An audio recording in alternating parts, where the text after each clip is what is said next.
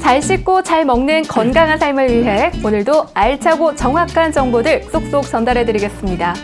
안녕하세요. TV 홈닥터 더 나은 덴탈 클리닉 오유진입니다. 네, 오늘도 우리와 함께 해줄 분들 소개해드려야 되겠죠? 우리의 모범생, 자랑스러운 우리 송경화 배우님 자리하고 계십니다. 안녕하세요. 오늘도 열심히 치과 상식 배워가겠습니다. 배우 송경화입니다. 네, 굉장히 바른 자세, 벌써 임하는 자세부터가 남다르신 것 같고요. 자, 우리의 주치의죠. 우리 이인석 선생님. 네, 안녕하세요. 치주과 전문의 이인석입니다. 네, 그리고 제 옆에 또 우리 리 스펜서 선생님까지 나와 계시네요. 네, 안녕하십니까. 리 스펜서 원장입니다. 얼마 전에 기사를 봤는데 국민건강보험공단에서 2015년부터 2019년까지, 그러니까 거의 한 5년이죠. 5년간 10대 청소년에게 자주 발생하는 질병을 조사해 봤는데 충치가 2위고요. 그리고 치은염과 치주질환이 4위를 차지했다고 합니다. 그러니까 특히 충치 같은 경우는 7.4%대로 10대 다빈도 질병 중에서 가장 빠른 증가세를 보였다고 하던데요. 아무래도 요즘 애들이 학교나 학원에서 오랫동안 있고 밥 먹고 군것질하고 양치를 안 하니까 그런 거 아닐까요? 젊은 애들이 그런 단 거를 좋아하기도 하는데 그래서 그런가? 군것질 때문인가요, 선생님? 근데 뭐 옛날이나 지금이나 뭐 단 거 좋아하고 뭐 제때 양치 못하는 거는 마찬가지 아니겠습니까? 전 지금도 좋아해요. 근데 사실 뭐 네. 간식은 요즘 더 많이 시켜 먹지 않습니까? 맞아요. 사실 제가 보기에는 뭐 그런 것 같지는 않고 치과 질병이 증가했다기보다는 보험 대상이 확대됐어요.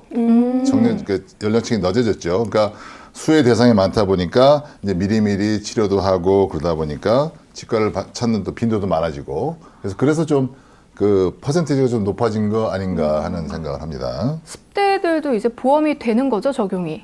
네, 우리 예전에 레진 치료는 보험이 안 된다고 알고 있었잖아요. 그런 충치 치료 중 하나인 레진 치료도 만 12세 이하 어린이에게는 이제부터 보험 적용이 됩니다. 그리고 또 충치 예방 치료 중 하나인 우리 치아 혼매우기 사업 있잖아요. 네. 그거 같은 경우도 원래는 만 14세 이하였는데 지금은 18세 이하로 대폭 네, 늘어났네요. 네. 이런 것들은 좀 잘 체크를 해두면, 왜냐면 몰랐던 분들도 계실 거란 말이죠. 그래서 했다가 치과 방문, 여러분 결과적으로는 그거네요. 자주 방문해야 된다는 거. 아니 근데 실제로 추가 조사에 따르면 이 10대들에게서 충치 치료가 늘기는 했는데요. 예를 들면 우리가 지난번에 1단계, 2단계, 3단계, 4단계 있었잖아요. 네. 충치 그 악화 상태. 근데 그렇게 심해졌을 때 오는 수가 줄어들었대요. 한 40% 정도? 네, 그래서 충치 치료나 모든 게 뭐 조그만 때 치료하는 게 제일 좋지 않겠습니까? 여러분들 학생들 치과 진료 꼭 부탁합니다. 저희가 이게 횟수가 점점 지나갈수록 느끼는 건 뭐냐면요. 나이하고는 정말 전혀 상관이 없다.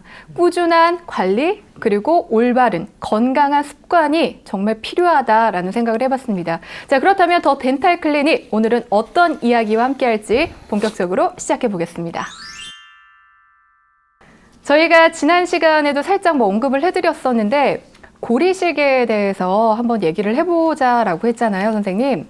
좀 자세하게 어떤 얘기인지 해주시죠. 우리 임플란트가 지금까지 설명드린 것과 같이 치조골 안에 식립되는 거라 그랬잖아요. 그래서 네. 잇몸뼈가 많이 부족한 경우가 되면 임플란트 식립 자체가 어렵게 될 수가 있고, 또 임플란트가 잇몸뼈가 충분해야 임플란트를 식립 시 고정력이 충분하게 됩니다. 하지만 잇몸뼈가 부족하면 임플란트의 고정력도 떨어지게 되고, 그렇게 되면은 부족한 잇몸뼈 부위를 우리가 골리식제라고 하는 인공뼈로 채워주게 됩니다. 그렇게 채워준 후에 임플란트를 진행하는 것을 골리식 임플란트법이라고 하게 됩니다. 그때 치주질환 얘기하실 때 고리식 치료가 되게 다양하다고 했는데 제가 기억하고 있는 게 맞나요? 네, 배우님이 기억하신 대로 골리식에는 여러 가지 종류가 있습니다. 먼저 자기 뼈에서 채취한 자가골, 그리고 동물뼈에서 채취한 이종골, 그리고 인공적으로 만든 합성골, 그리고 타인의 뼈로 소독하고 가공을 해서 만든 동종골, 이렇게 네 가지 종류로 구분해 볼 수 있습니다. 네. 종류가 되게 엄청 많은데 그 이식 재료의 선택 기준은 뭔가요, 선생님? 네, 뼈 이식 재료는 환자의 잇몸뼈 상태나 잇몸 상태에 따라 다를 수 있고, 그때그때 환자의 상황에 따라서 달라질 수가 있습니다. 특히 어금니 부위를 하냐, 앞니 부위를 하냐, 또는 임플란트와 직접 맞닿는 부위에 잇몸뼈가 부족해서 그 부위를 채워줘야 되냐, 아니면 임플란트는 식립되고 치조고리로 둘러싸여 있는데 잇몸뼈가 조금 약해서 부족한 것 같다. 볼륨을 좀 보강해 줘야겠다. 각각의 장단점들이 있기 때문에 그렇게 잘 선택해서 상황에 맞게 인공뼈를 선택하게 됩니다. 그러니까 그거는 그 당사자 상황을 좀 봐야 되는 거네요. 네, 케이스에 따라 어떻게 해야 되는지 알아야 될 텐데, 근데 저는 일단 궁금한 게 뭐냐면요. 이거를 하려면 잇몸뼈가 튼튼해야지 되는 거잖아요. 근데 잇몸뼈가 뭐 약간 부족하다던가 아니면 좀 약하다든가 그런 분들에게 이제 추천을 해주는 건데, 약해지는 이유? 그러니까 조금 부족해지는 이유? 그런 게 있을까요? 원인? 네, 이유는 뭐 여러 가지가 있을 수 있는데요. 첫째 이제 그러니까 치아가 이제 빠지게 되면은 그때부터 뼈는 점점 줄어들게 됩니다.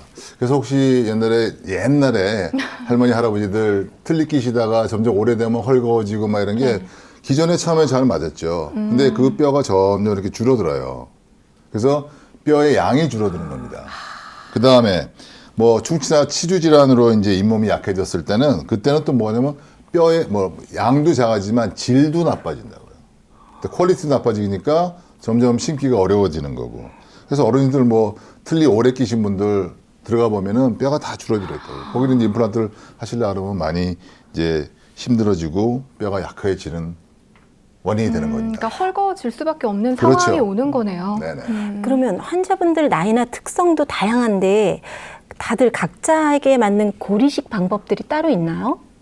네, 그 나이에 따라서 달라지는 것은 아니지만 잇몸뼈가 예를 들어서 흡수된 형태나 골질, 또 아까 말씀드렸듯이 잇몸뼈 이식할 부위가 뭐 어금니냐, 앞니냐 이런 어느 부위냐에 따라서 골이식하는 방법에는 약간의 차이는 있을 수 있습니다. 자, 그러면 지금 뭐 얘기 잠깐 들어봤지만 종류도 굉장히 다양한 것 같고 차이점도 있는 것 같고 한데 저희가 본격적으로 그 이야기를 한번 들어볼게요. 과연 어떤 종류가 있을까요? 그러니까 고리식과 동시에 임플란트를 식립하는 그런 시술법이 있습니다. 네, 골이식 동시 임플란트. 그러니까 고리식하고 동시에 임플란트까지 한꺼번에 한다는 얘기잖아요. 그렇죠. 그러니까 잇몸뼈가 부족해서 임플란트 식립이 어려울 때는 그러니까 뼈만 집어넣고 나오는 거예요. 어쩔 수 없이. 그런데 그러니까 수술할 때 초기 고정이 어느 정도 보장이 되고 이런 경우에는 옆에 뼈만 좀 부족한 경우예요. 그러면 심고 이게 단단하다는 초기 고정은 술자가 알죠. 그러면 거기에 부족한 뼈 양을 좀 집어넣어 놓고 그다음에 이 차폐막이라고 그 뼈를 보호하기 위한 멤브레인이라는 거 있어요. 그거를 보호를 해주고 그다음에 이제 봉합을 하면은 이제 동시에 할 수 있는 거죠. 식립도 하고 고리식도 하고 그러다 보면 시간을 좀 더 단축할 수 있는 그런 그렇겠네요. 방법이 있는 그러면 겁니다. 임플란트 고정은 가능한데 치조골의 부피가 부족한 경우에 어떤 불편함이 생겨서 고리식을 진행하는 건가요? 쓸 수는 있죠. 몇 년 동안 쓸 수는 있을 겁니다. 하지만 몇 년 지나면 오래 못 쓴다는 거죠. 그러니까 결국은 장기적인 측면에서는 바람직하지 못하는 얘기죠. 점수를 주자면 한 75점 줄 수 있는데 뼈까지 집어넣어서 튼튼하게 하면은 95점, 100점을 줄 수 있는 그런 거죠. 그래서 임플란트를 오랫동안 건강하게 유지하고 그렇게 하려면은 임플란트는 치조골이 딱 받쳐줘야 되거든요. 네. 그게 안 된다 그러면은 임플란트는 뭐 그냥 요식행위죠. 그러니까 간단하게 봤을 때는 될 수 있을지 모르지만 장기를 내다봤을 때는 그렇죠. 이게 안전하진 않다. 그렇죠, 오래 그렇죠. 가지 못한다. 자, 그렇다면 이게 본격적으로 어떻게 좀 진행이 되는 시술인가요? 기본적으로 고리식이라는 거는 기본적으로 고리식 재료가 있어야 되겠죠. 네. 그다음에 아까 말씀드린 차폐막이 있어야 돼요. 거기에 부가적으로 좀 더 이제는 이게 기술이 발전되고 연구와 모든 시행착오를 겪다 보니까 이제 좋은 이제 재료들이 많이 나왔어요. 그런 게 이제 CGF라는 거고 PRF라는 거고 뭐 파이브린 글루 뭐 이런 것들을 부가적으로 쓸 수도 있는 거예요.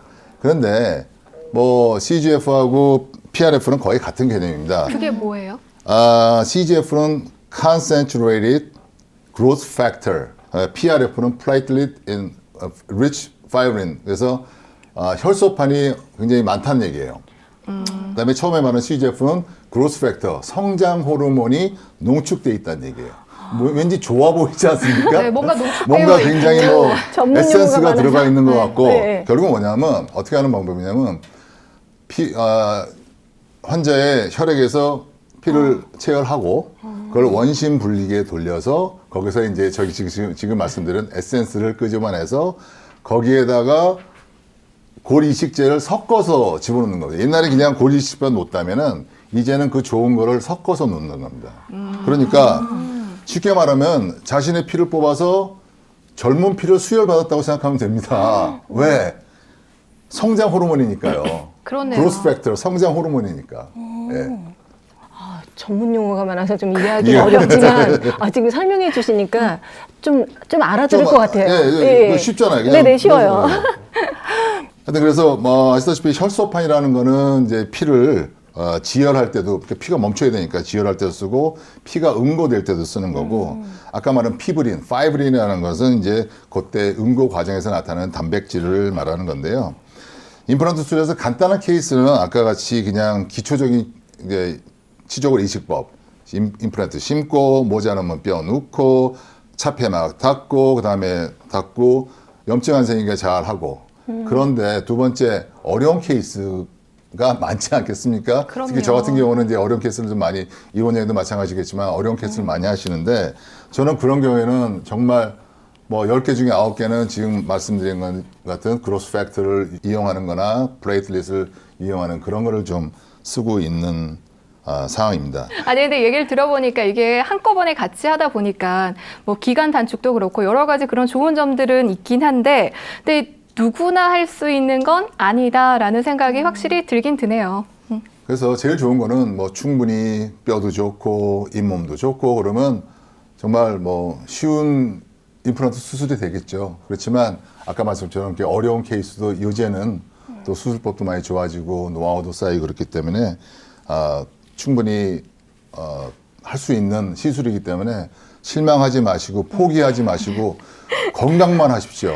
신체 질환만 없으면은 그러니까 힘든 신체 질환만 없으면 해낼 수 있는 그런 치의학이 그렇게 발전했기 때문에 여러분들 그냥 희망 가지시고 하시면 됩니다. 저희가 지금 고리식 임플란트에 대해서 얘기를 좀 나누고 있는데 지금 같은 경우는 고리식과 동시에 임플란트가 가능하다 이런 얘기를 해주셨잖아요. 근데 혹시 다른 방법도 있을까요? 골리식 임플란트를 이용한 또 두 번째 방법으로는 발치 후에 기다리지 않고 또 바로 임플란트를 식립하는 방법이 있습니다. 발치 후. 네, 발치와 동시에 바로 임플란트를 심는 것은 여러 가지 장점들이 많이 있어서 시행되고 있는데요. 우선 발치와 동시에 임플란트 식립이 진행되니 치료 기간이 단축되는 것은 당연하고요. 치아 주위의 연조직, 우리 잇몸 같은 말랑말랑한 부분을 연조직이라고 그러고 또 경조직, 우리 잇몸 뼈 같은 부분, 이렇게 단단한 부분을 경조직이라고 합니다. 네. 이게 보존을 할 수가 있고 또 보다 빠른 식립을 위해서 발치 후에 나타날 수 있는 잇몸뼈의 흡수와 소실을 좀 막아주기까지 하게 됩니다. 그럼 발치한 뒤에 바로 임플란트를 식립해서 잇몸뼈 흡수랑 소실을 막아주면 골 이식 수술은 안 해도 되는 건가요? 네, 그러면 정말 이제 비용도 저렴해지고 좋겠지만 이렇게 심한 치주 질환으로 잇몸뼈가 굉장히 많이 소실된 경우, 아까 스펜서 원장님 말씀하셨듯이 참다 내원하신 분 그런 경우 같은 경우에는 발치 후 즉시 임플란트를 해도 너무 기존의 잇몸뼈 소실이 크기 때문에 임플란트가 하나 딱 들어간다고 해도 주변에 그 소실된 부위와 갭이 너무 크게 됩니다.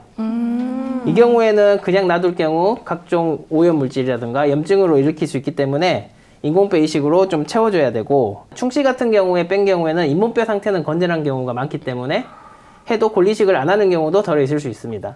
하지만 이렇게 치주질환, 만성 치주질환을 발치한 경우에는 인공뼈 이식이 거의 필수적이라고 볼 수가 있습니다. 그렇기 때문에 미리 CT를 촬영해서 주위 조직 상태를 충분히 확인한 후 치료 계획을 세워야 합니다. 그럼 예를 들면 어떨 때 그 발치 후 원래 지금 임플란트를 바로 식립을 하는 건데 어떨 때 못해요? 그러니까 염증이 너무 많으면은 네. 지금 말씀하신 것처럼 하기가 좀 쉽지가 않습니다. 사실은. 근데 염증이 없는 경우에는 사실 빼자마자 심는 게 더 예후적으로 좋을 수 있어요. 근데 염증이 너무 심하니까 그렇게 못하는 겁니다. 그러니까 그런 것들은 어쨌든 지연이 되는 거잖아요. 네, 그렇게 치아 주변에서 예를 들어서 고름이 나오거나 활성성 농양처럼 그래도 신경치료를 너무 오랫동안 방치하게 되면은 저번에 말씀드렸듯이 치아 뿌리 끝에 골이 괴사된다 그랬죠. 네. 식은단 병소로. 그러니까 염증이 너무 커진 경우에는 또 바로 식립하는 것보다는 염증이 어느 정도 가라앉은 후 지연 식립을 하게 됩니다. 그럼 검사 결과 치아 주위 조직 상태가 좋지 않을 경우에는 지하 식립을 선택하고 골 이식 후에 임플란트를 진행하게 되는 건가요? 네, 다음에 이제 케이스를 보면서 한번 설명을 드리겠습니다. 이 케이스의 경우는 하악 좌측 첫 번째 어금니에 커다란 염증이 생겨서 발치를 하게 되었는데요. 발치 후에 이 경우에는 즉시 식립을 한 케이스입니다. 발치 후에 즉시 식립을 하게 되면은 저렇게 큰 어금니의 경우에는 임플란트와 그 발치와 사이에 갭이 존재하게 됩니다. 네. 그러면 저런 부위들을 그냥 놔두게 되면 각종 잇몸들이 차 들어올 수도 있고 각종 세균들이 차 들어올 수가 있습니다. 그래서 골리식제로 그 주변들을 다져준 다음에 봉합을 해주게 됩니다.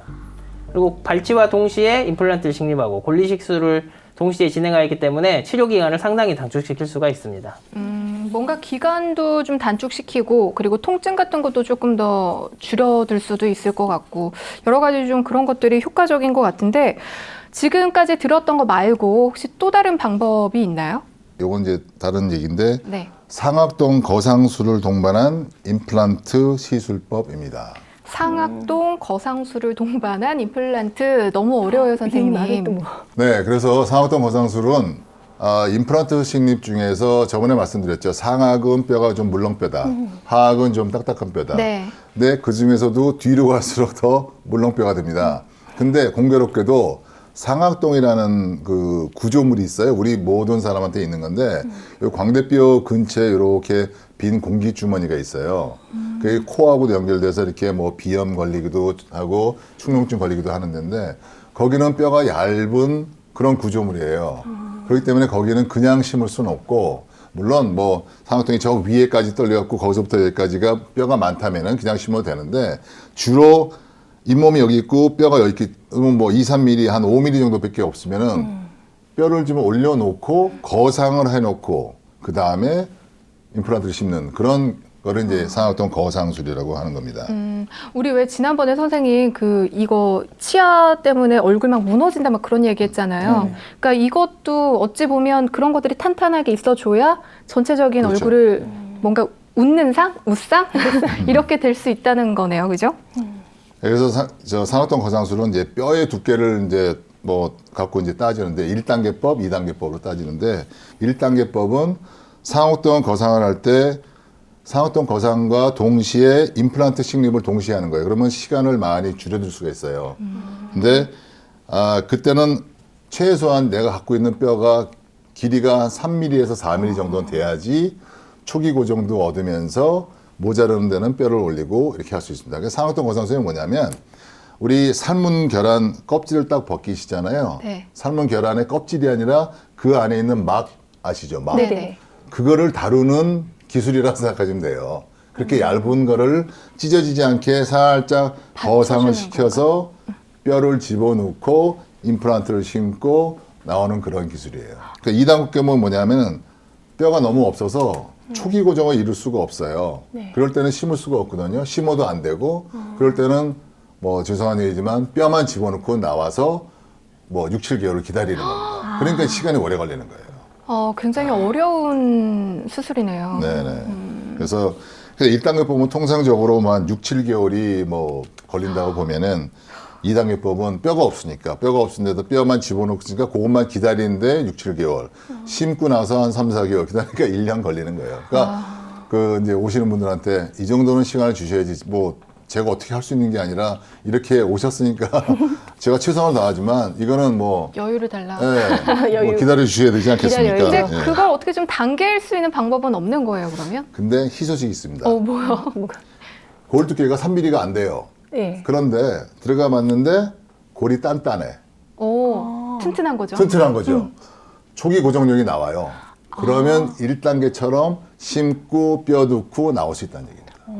그러니까 이제 그거는 이제 뭐 그렇게 태어나신 거니까 감사할 일이죠. 예. 그래서 기본적으로 가진 네. 게 튼튼해야 된다는 거네요. 그래서 저 같은 경우는 언제나 이 상악동 거상술은 특별히 상악동 거상술은 제가 아까 말씀드린 그로스 팩터 성장 호르몬을 농축 성장 뭐 요소를 집어넣는 그런 뭐 술식을 첨가하죠. 왜? 그게 좋은 걸 아니까. 자, 그렇다면 실제로 저희가 이렇게 얘기하는 것보다 사례들을 좀 만나보면 좋을 것 같거든요. 보면은 하악에는 치아가 있는데 어느 정도 상악은 완전히 무치악인 경우죠. 이런 경우. 없네요. 상악에 뼈가 있는 것처럼 보이지만 이렇게 골 높이는 충분하지만 저분 같은 경우는 골 폭 자체가 너무 얇아서 임플란트가 불가능하다고 진단을 받았던 환자입니다. 그래서 동시 식립은 할 수 없고 이거 상악뼈 전체에 걸쳐서 몽땅 골리식을 통째로 한 환자입니다. 그렇게 한 6, 7개월을 기다린 후 임플란트를 저렇게 식립을 하고 이제 보철까지 최종적으로 마무리한 케이스가 되겠습니다. 뼈가 없어도 이제 저렇게 뼈가 많이 소실됐죠, 오른쪽 아래. 네. 근데 저게 다 염증 때문에 저렇게 되는 겁니다. 치아 보시면은 주위가 꺼멓게 됐잖아요. 그 네네. 뼈가 없다는 얘기예요. 하얀 데는 뼈인데 이게 잇몸만 있다는 게 염증으로 꽉 찼다는 얘기예요. 저럴 때 아까 저럴 얘기하셨던 골증 대술 그걸 하는 준비해서 거죠? 해야 되겠죠. 하고 그리고 임플란트까지 바로 아, 식립 동시에. 뼈 이식만 하고 골증대술까지 하고 기다렸다가 심은 케이스 같습니다. 그러니까 이렇게 정말 참다 늦게 오시면은 이렇게 시간이 많이 걸릴 수밖에 없는 겁니다. 정말 미리미리 대비해야 되겠네요. 예, 그렇습니다. 그러니까 저는 그냥 치과 가면 네. 다 그냥 심으면 되겠지, 뭐 해주시겠지 했는데 그런 게 아니네요. 저는 충치가 생기면 그때부터 양치를 잘하면 충치가 없어지는 줄 알았어요. 저도 그랬어요. 너무 무식하게. 죄송합니다. 근데 거의 대부분 그렇게 생각하지 않으실까요? 그동안 진짜 너무 몰랐구나라는 생각이 드는 게요.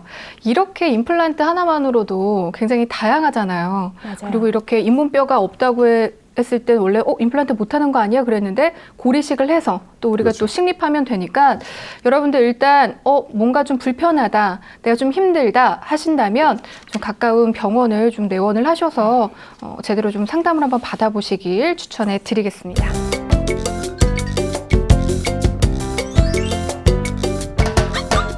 입을 크게 벌리거나 하품을 할 때, 딱딱한 음식을 먹을 때 가끔 턱에서 딱딱 소리가 나곤 합니다. 아프지는 않은데 괜찮을까요, 선생님? 턱 같은 경우에는 크까지 두 개, 상악턱, 하악턱 이렇게 나눠지게 됩니다.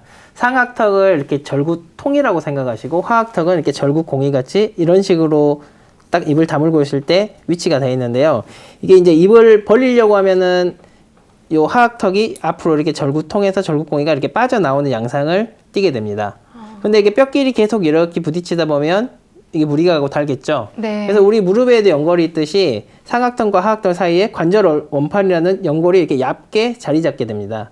근데 그 관절 원판이 부드럽게 하악턱과 같이 이렇게 나갔다 들어왔다 해줘야 되는데 그 관절 원판이 어떤 이유에서든 먼저 나갔다가 다음에 하악턱이 벌어지려고 할 때 딸깍 하면서 제자리로 들어갔을 때 그럴 때 딱딱 소리가 나게 되는 겁니다. 어긋난 채로 이렇게 움직인다는 네, 소리죠? 어떻게 보면 그렇게 되죠. 그러면 오래 방치하면 턱이 빠지거나 턱이 비대칭, 다른 질환이 함께 생길 수도 있는 건가요? 네, 그렇죠. 그렇죠. 네, 오래 방치하면은 뭐 습관성 자주 탈구가 되고 자주 빠지고 그러면 그것도 끼워 넣으려면 또 근데 그러신 분들은 또 자기가 또 끼워 넣을 줄도 알아요. 저 봤어요. 네, 그죠? 네, 저 봤어요. 근데 그게 좋은 건 아닙니다. 네. 그걸 조심하셔야 되는 건데 그래서 이제 관절이 많이 닳으면 이제 관절염도 생기고 그래서 이런 말이 턱에도요? 있죠. 모든 관절은 아껴 써라. 네. 그러니까 오징어 같은 거 너무 딱딱한 거 쓰지 마시고요. 조심하셔야 됩니다. 아니, 근데 이게 턱관절도 이게 딱딱 소리 나는 사람들도 나는 사람들이 있고, 안 나는 사람들이 있고, 턱이 빠지는 사람들이 있고, 안 빠지는 사람들이 있잖아요. 뭐가 습관이 좀 잘못된 걸까요? 아니면은 원래 뼈 자체가 좀 약해서 그런 걸까? 뭐가 이유가 혹시 있나요? 질환의 원인으로는 굉장히 많은 게 있습니다. 스트레스성, 예를 들어서 뭐 수험생이라던가 네. 특히 제가 이제 군대 시절에 군의관 할 때는 턱관절 질환 그 군대 20대 초반이지만 그렇게만 했어요. 스트레스를 그렇게 너무 많이 싫었어요. 받아서. 누가 괴롭혔어요, 도대체? 그래서 항상 턱이 아프다고 하고 항상 그런 사람이 많아가지고 이게 스트레스성이나 이렇게 정신적으로도 그런 거에도 상당히 이게 많이 관여를 하게 돼서 그게 같은 맥락이에요.